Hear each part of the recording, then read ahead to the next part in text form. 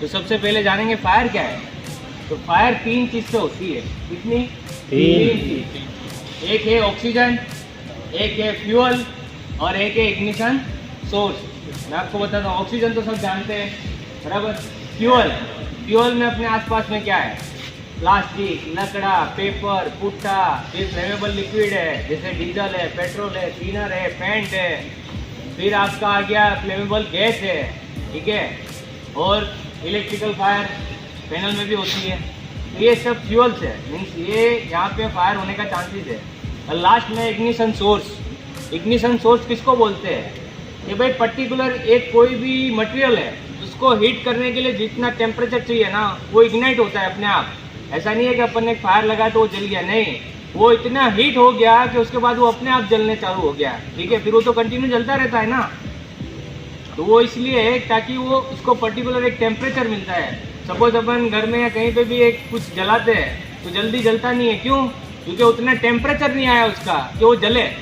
तो ये ignition source बोलते हैं उसको, इग्निशन टेम्परेचर भी बोलते हैं कि उतना टेम्परेचर आएगा जब भी वो होगा। अब इग्निशन सोर्स क्या है? शॉर्ट सर्किट होती है, उसके स्पार्क्स निकलते हैं, कोई ग्राइंडिंग करता है, कोई वेल्डिंग करता है, डायरेक्ट सनलाइट, अगर वो इतना हीट भी हो जाएगा ना, ऐसा नहीं है कि फायर चाहिए, आग चाहिए, अगर डायरेक्ट सनलाइट आती है और वो मटेरियल इतना हीट हो गया तो वो भी जलेगा। आपने पता है बचपन में वो बिलोरी कांच लेके उसको जलाते थे, फायर तो नहीं है ना, क्या करते थे? उसको हीट करते थे, वो इतना हीट हो जाता था अपने आप कि वो फिर बाद में जलना स्टार्ट होगा। तो यही चीज़ है, ये इग्निशन सोर्स है अपने आसपास। फायर 4 तरह की है, उसको अलग अलग क्लास में डिवाइड किया गया है। पेपर, पुट्टा, रबर, प्लास्टिक, लकड़ा, जो भी है कंबस्टिबल मटेरियल जिसको बोलते हैं, वो सब क्लास ए में आएगा।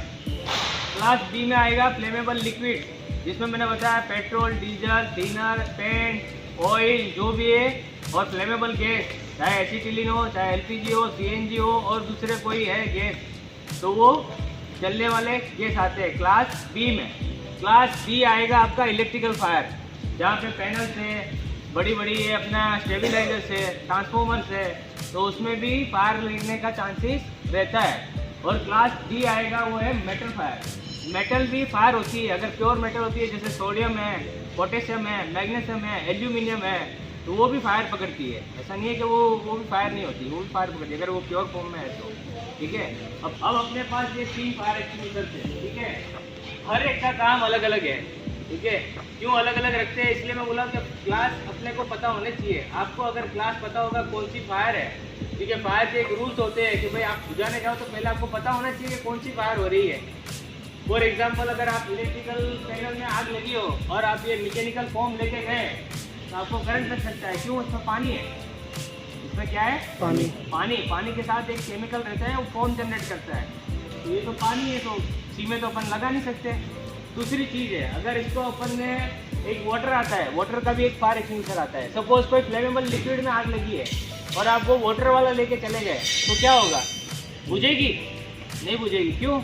क्योंकि पानी है वो हेवी है, जो केमिकल है फ्लेमेबल लिक्विड, पेट्रोल, डीजल, जो कोई भी केमिकल है उससे हेवी रहता है, यानी वो केमिकल उसके ऊपर रहेंगे और पानी नीचे रहेगा, यानी पानी जहाँ जहाँ जाएगा आपने मार दिया, वो आग और फैलेगी।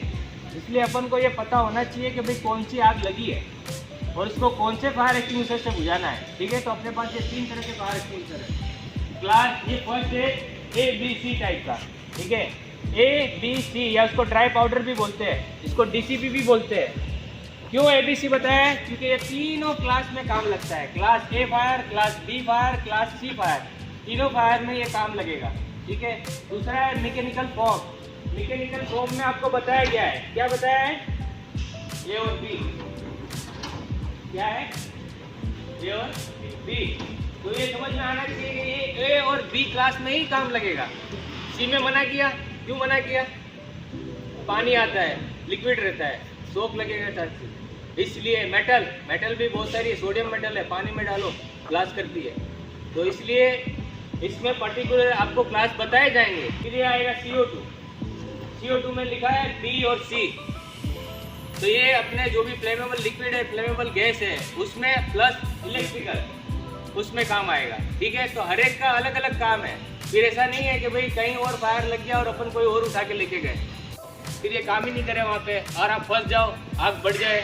इसलिए सबसे पहले ये चीज़ भी ध्यान रखनी है कि अगर ये चीज़ ये तो इसको क्या देखना है, सबसे पहले ये देखना है कि इसका जो गेज है, ये जो प्रेशर गेज बताया है, इसमें ये इसका जो कांटा है वो हरे पे रहना चाहिए। कहाँ पे? हरे पे, ग्रीन कलर पे रहना चाहिए। अगर ये ग्रीन पे रहेगा इसका मतलब है कि ये यूज के लिए सही है।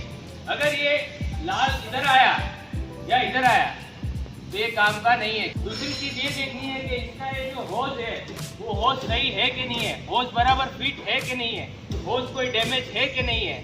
अगर ये डैमेज होगा, लूज होगा, इतना प्रेशर रहता है वहाँ तक जाता है।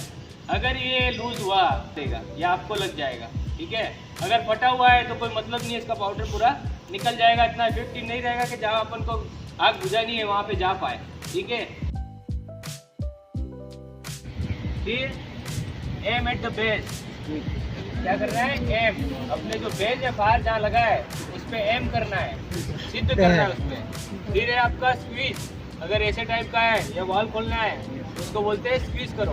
और दूसरा एक एस है उसको बोलते हैं स्वीप। स्वीप में ऐसे ऐसे ऐसे स्वीप करना है।